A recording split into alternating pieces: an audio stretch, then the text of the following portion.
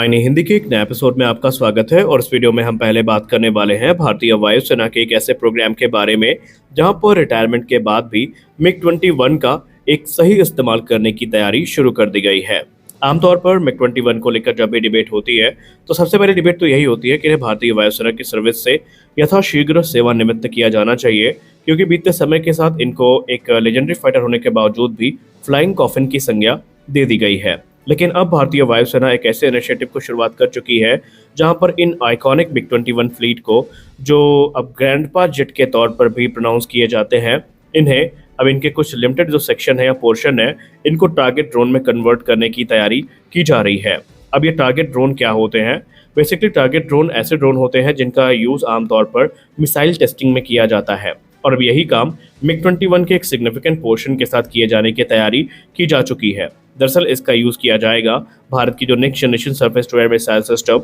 या air to air missile system है, जो कि डीआरडीओ की तरफ से डेवलप किए गए हैं या किए जा रहे हैं, उनको टेस्ट करने के लिए, जहां पर मिग-21 पूरी तरीके से भारतीय वायुसेना को 2026 तक छोड़ने वाले हैं, या यूँ कह लें 26 से 27 तक चरणबद्ध तरीके से जो बचे कुछ अभी मिग-21 है उनको भी भारतीय वायुसेना धीरे धीरे निकालने वाली है। हालांकि इनकी जो रिटायरमेंट की प्रक्रिया है वो इसी वर्ष सितंबर से शुरू हो जानी, यानी इसी महीने से शुरू हो जानी है, और 19 तारीख को लेकर माना जा रहा है कि वो तारीख है जब ऑफिशियल भारतीय वायुसेना इनको अंतिम विदाई देने वाली है। लेकिन ऐसा कहा जाता है कि अभी इनमें से बहुत सारे जो एयरफ्रेम्स हैं ये भी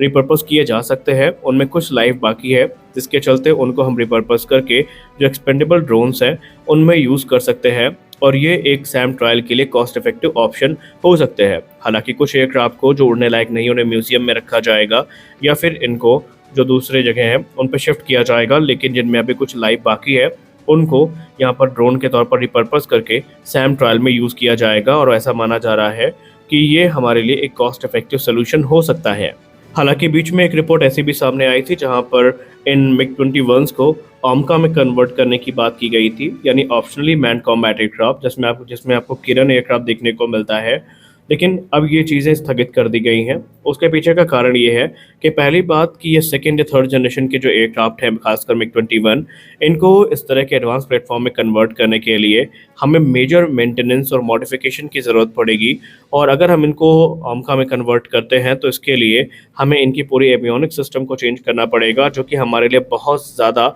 कॉस्टली हो जाएगा। और ऐसे में बेहतरीन ऑप्शन तो यही है कि इनकी यूटिलिटी को देखते हुए हम इन्हें टारगेट ड्रोन के तौर पे यूज़ कर सकते हैं, जहां पर आने वाले भविष्य में हमारे जो प्रोजेक्ट कुश हो गए, आकाश एनजी हो गए, क्यूआर सैम या एक्सआर सैम हो गया, इन सब की टेस्टिंग में इनको हम यूज़ कर सकते हैं। हालांकि ये जो मिग-21 है इनको 1960 के दशक में इंडियन एयरफोर्स में इंट्रोड्यूस किया गया था, और अभी भी मिग-21 भारतीय वायुसेना का हिस्सा बने हुए थे, और तकरीबन 800 यूनिट जो है इन्होंने अलग अलग रोल में तकरीबन 6 दशकों तक भारतीय वायुसेना में अपनी सर्विस दी है। और इनके नाम पर एक सबसे बड़ी उपलब्धि हमें 2019 में देखने को मिली थी, जब एक मिग-21 ने जो पाकिस्तानी F-16 है उसको मार गिराया था, और इन सारे बेहतरीन रिकॉर्ड को लेते हुए अभी अपनी सर्विस लाइफ को पूरा कर चुके हैं। हालांकि हमारे लिए ये थोड़ा इमोशनल क्षण है, क्योंकि एक लेजेंडरी फाइटर भारतीय वायुसेना को विदा बोल रहा है, लेकिन भारतीय वायुसेना अभी भी इनसे जो काम ले सकती है उसके बारे में विचार किया जा रहा है,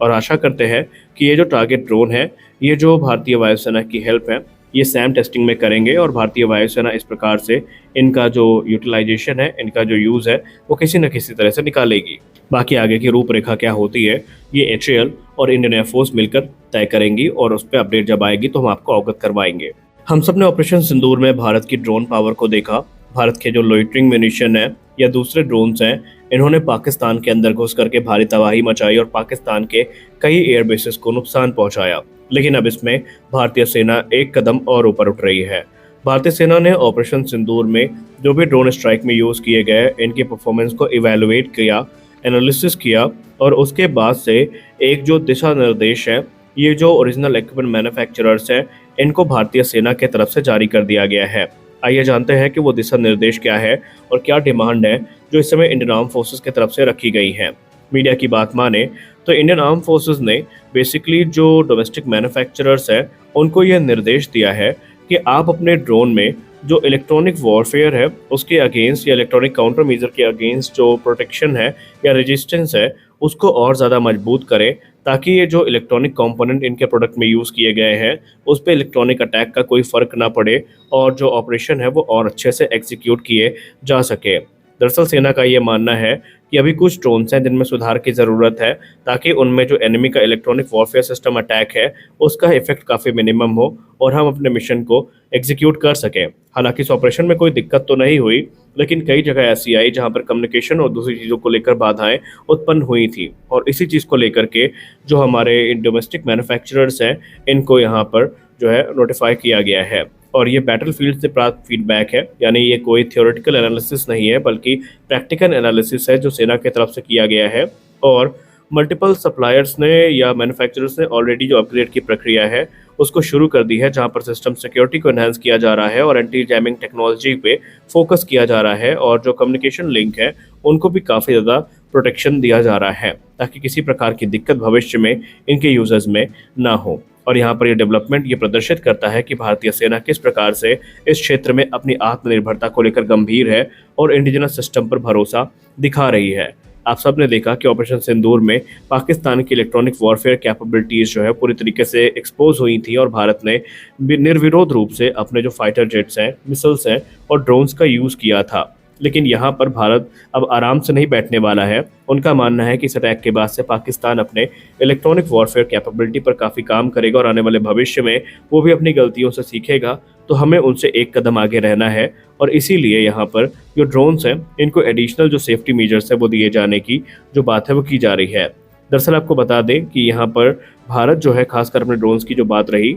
जैसे कि वॉरमेट ड्रोन हो गया, इसको लेकर रिपोर्ट कहती हैं कि इसके पहले एक घटना में ये जो वॉरमेट ड्रोन था, ये सॉफ्ट किल इलेक्ट्रॉनिक वॉरफेयर एम्बुश के थ्रू जो है इंटैक्ट कंडीशन में कैप्चर किया गया था, जिसके बाद से इसमें काफ़ी कमियां देखी गई थी, लेकिन अब उनको इम्प्रूव किए जाने की तैयारी शुरू कर दी गई है। हालांकि हम बात करें नागास्त्र 1 और दूसरे जो लोटरिंग म्यूनिशन है, इन सब ने ज़्यादा प्रोबेबिलिटी के साथ जो एनिमी टारगेट है वो उनको हिट किया है। लेकिन आने वाले भविष्य में सेना ये चाहती है कि इनमें जो एंटी जैमिंग कम्युनिकेशन लिंक है, उसको काफ़ी ज़्यादा यहाँ पर काम किया जाए, उस पर यहाँ पर वर्क किया जाए, उनको इन्हेंस किया जाए और इसके अलावा जो नेविगेशन सिस्टम है उस पर काम किया जाए और जो मॉडुलर पेलोड और सॉफ्टवेयर अपग्रेड्स हैं, इस क्षेत्र में भी काम करने की आवश्यकता है। और इस फीडबैक को काफ़ी पॉजिटिवली इंडियन मैन्युफैक्चरर्स ने लिया है और उन्होंने इस क्षेत्र पे काम भी शुरू कर दिया है। हालांकि आपको बता दें कि भारत इस समय अलग अलग प्रोग्राम पे काम कर रहा है, जहां पर लोइटरिंग म्यूनिशन के साथ साथ जो यहाँ पर यूकैप प्रोग्राम है, यह प्राइवेट सेक्टर की तरफ से भी आगे बढ़ाए जा रहे हैं और भविष्य में